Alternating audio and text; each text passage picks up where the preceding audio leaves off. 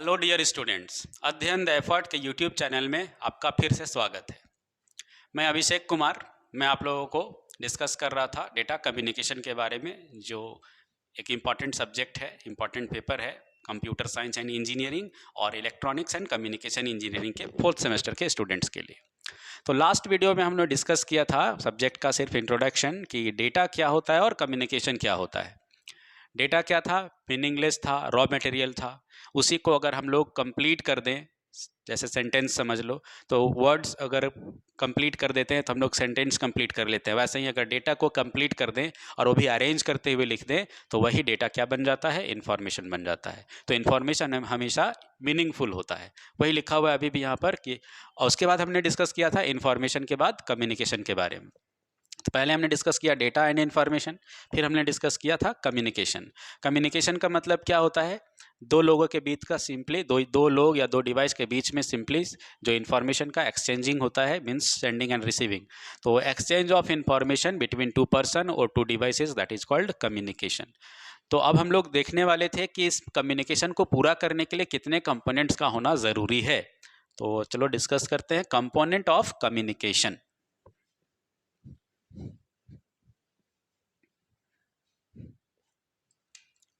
Component of communication.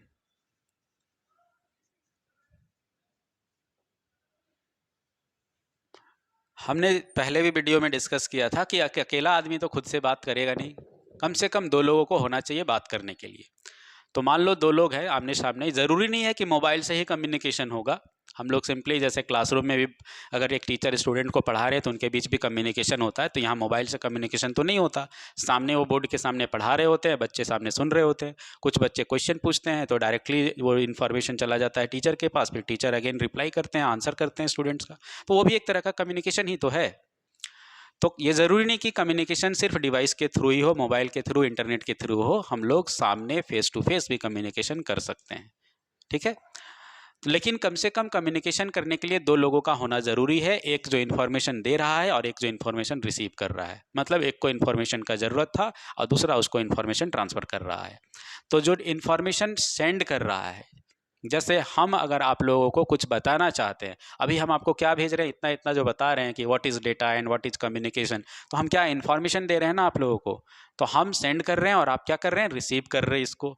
तो एक होना चाहिए पहला कंपोनेंट, दैट इज सेंडर, भेजने वाला होना चाहिए, जिसको हम लोग सोर्स भी बोलते हैं। सेंडर बोल लो या फिर बोल दो सोर्स, की डेटा मतलब या इंफॉर्मेशन कि कहाँ से जनरेट हुआ वो।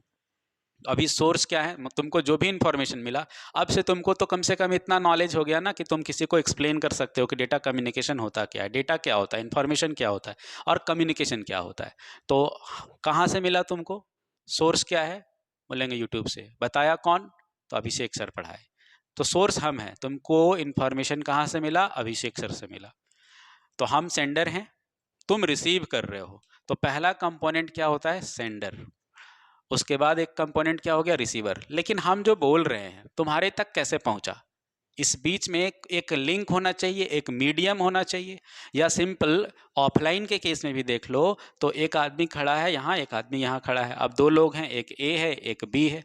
ए कुछ बोल रहा है तो बी सुन रहा है, बी जब बोल रहा है तो ए सुन रहा है, यहाँ भी कम्युनिकेशन हो रहा है। तो ये दोनों जो आमने सामने बात कर रहे हैं, दोनों खड़े होके, एक का बात दूसरे तक कैसे पहुंचा? ये जब बोलता है तो उसका वॉइस वहां तक कैसे चला गया, साउंड ट्रांसफर होके? तो बीच में माध्यम है। अब माध्यम क्या है? वहां पे हवा है। एयर अगर नहीं होता तो क्या इसका बोला गया जो भी साउंड है, वॉइस है, एनालॉग सिग्नल है, क्या वो वहां तक पहुंच जाता? नहीं। तो वैक्यूम होता अगर, तो ट्रांसमिशन होता ही नहीं। हम जो भी बोलते इसको सुनाई नहीं देता, वो जब बोलता तो हमको सुनाई नहीं देता। तो बीच में माध्यम क्या हो गया? यहाँ पे हवा है।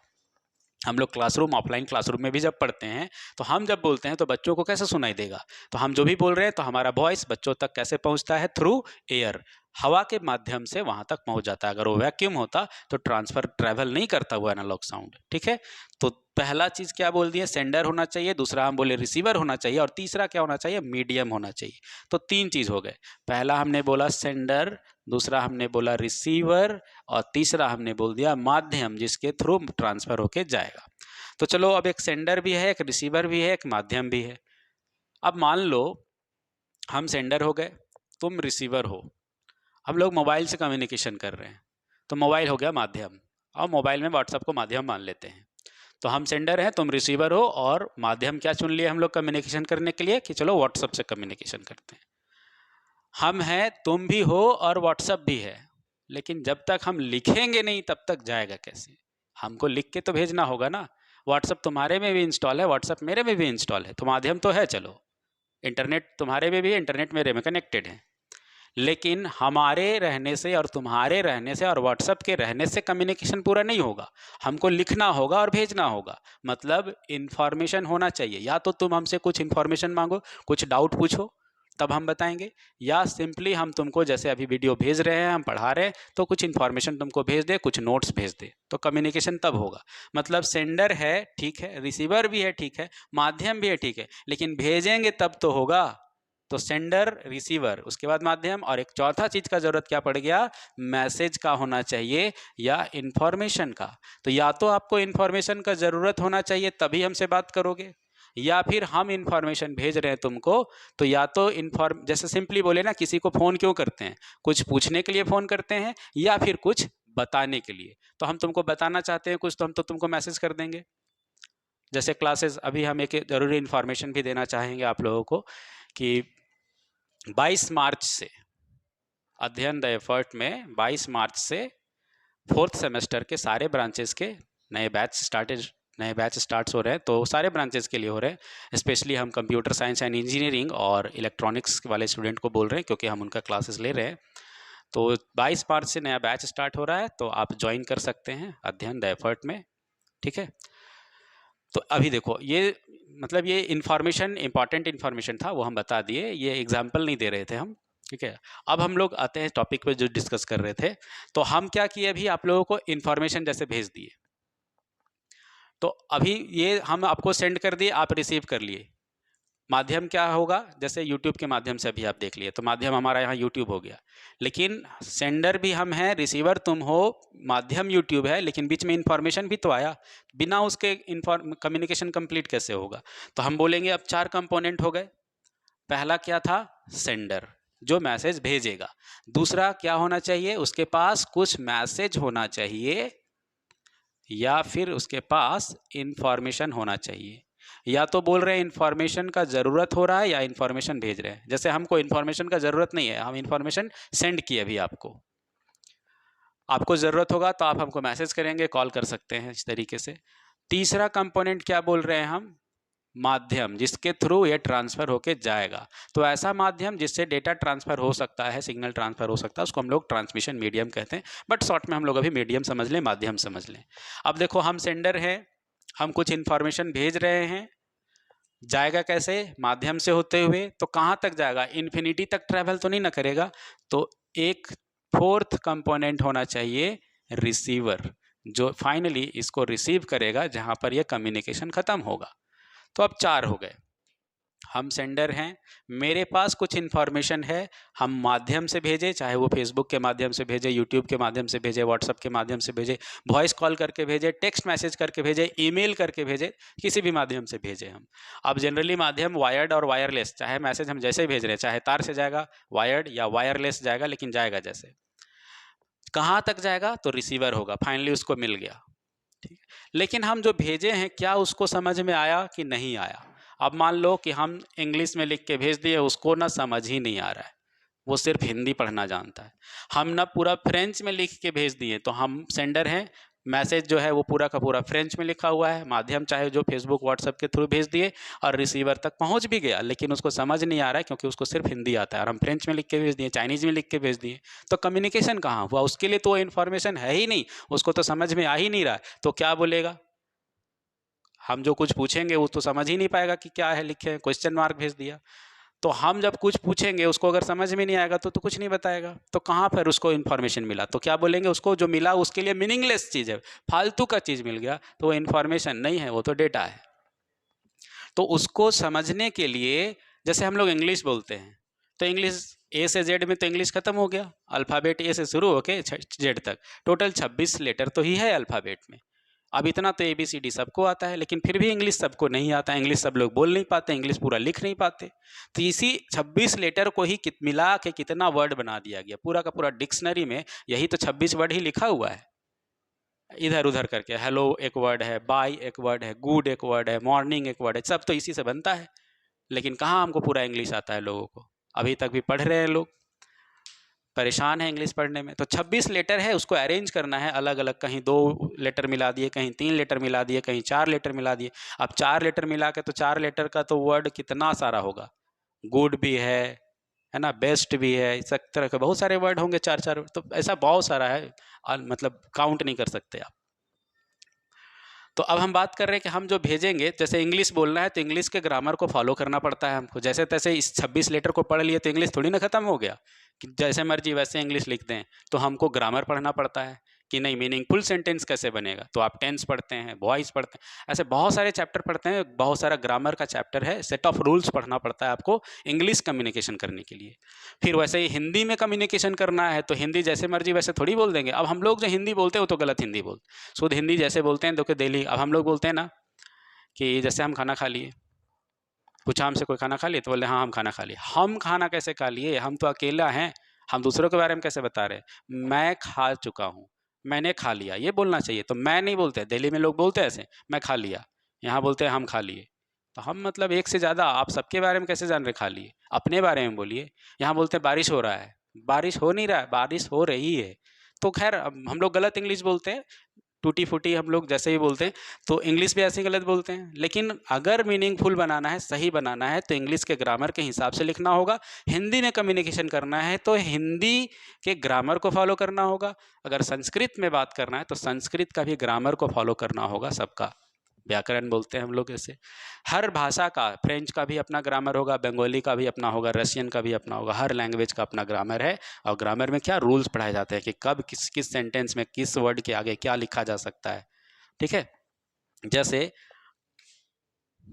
दिस इज अ एलिफेंट तो नहीं बोलते हैं, एन एलिफेंट बोल देते हैं, तो कहाँ ए लगेगा, कहाँ एन लगेगा, और भी आप कहाँ V4 लगेगा, तो ये सब रूल पढ़ते हैं आप इंग्लिश में। तो जैसे हर लैंग्वेज में कम्युनिकेशन के लिए आपको कुछ ना कुछ रूल्स फॉलो करना होता है, उसी तरह से डेटा में भी कम्युनिकेशन करने के लिए, ऑनलाइन इंटरनेट में या सिंपल कम्युनिकेशन करने के लिए भी आपको कुछ रूल्स फॉलो करने होंगे। And that set of rules को हम क्या बोलते हैं, प्रोटोकॉल। तो ये फॉलो करना ज़रूरी है, जब तक इसको हम फॉलो नहीं करेंगे तब तक हमारा कम्युनिकेशन सक्सेसफुल नहीं हो सकता, मीनिंगफुल नहीं होगा, सक्सेसफुल नहीं होगा, ठीक है। तो क्या हो गया, 5 कंपोनेंट हम लोग डिस्कस किए।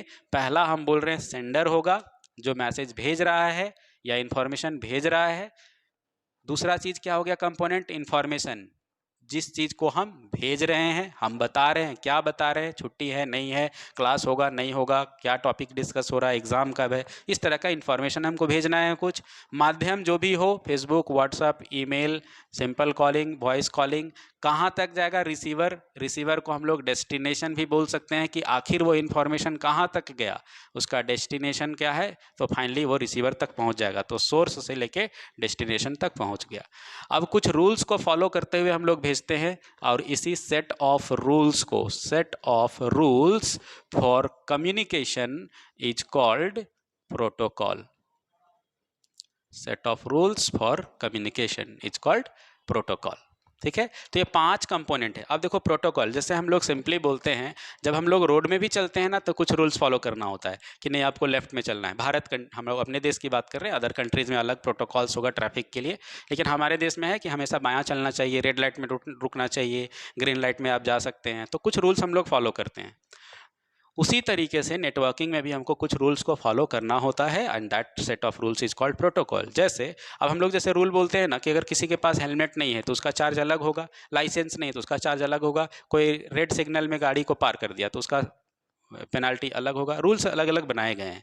तो उसी तरीके से यहाँ पर प्रोटोकॉल्स भी अलग अलग बनाए गए हैं। जैसे एक फेमस प्रोटोकॉल है HTTP, तो सब लोग सुने होंगे। कोई भी वेबसाइट ओपन करोगे तो सबसे पहले लिखा होता है HTTP and then www.facebook.com, google.com, जो भी उधर वेबसाइट का डोमेन नेम लिखा हो, बट इतना तो लिखा हुआ देखते हैं हम लोग। तो ऐसा एक ही प्रोटोकॉल नहीं है, हाइपर टेक्स्ट ट्रांसफर प्रोटोकॉल बोलते हैं, FTP file transfer protocol, SMTP simple mail transfer protocol, POP post office protocol, VoIP voice over internet protocol. तो ऐसे बहुत सारे प्रोटोकॉल हैं और सबको अलग अलग पर्पज़ के लिए बनाया गया। जैसे हम बोले ट्रैफिक में बहुत सारे प्रोटोकॉल्स बनाए गए अलग अलग चीज़ों के लिए। जैसे हेलमेट नहीं है तो उसका चार्ज अलग, लाइसेंस नहीं है तो चार्ज अलग, है ना, गाड़ी का पेपर नहीं है तो अलग। तो इस तरीके से इंश्योरेंस नहीं है तो अलग। अब यहाँ पर बना दिया गया ईमेल भेजने के लिए अलग प्रोटोकॉल है, उसका नाम क्या है, SMTP, simple mail transfer protocol. ये ईमेल भेजने के लिए बनाया गया। POP, post office protocol, email receive करने के लिए बनाया गया।